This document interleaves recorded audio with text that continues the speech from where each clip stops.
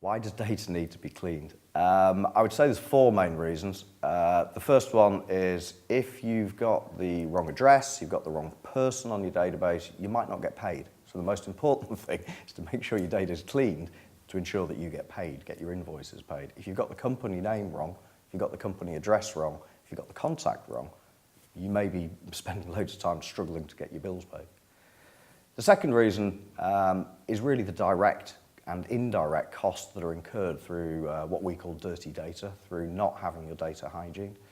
If you're sending out marketing campaigns, you're going to be wasting costs directly, be it postage, creative, production, etc., because you may have duplication within the file. So you're actually sending the same communication to the same person multiple times. The impact of that from a customer's point of view is appalling, makes your brand look awful. So it's really important that you put out the right brand message showing that you're actually cleaning the data and that you have one version of an individual in the database. The fourth reason is for the insight and reporting. If you don't clean the data first, then all of your reporting is going to be wrong. How many customers have bought from you? Well, if you have duplication, that's going to be wrong. How much has a customer spent with you? Well, if you've got duplication, that's also going to be wrong.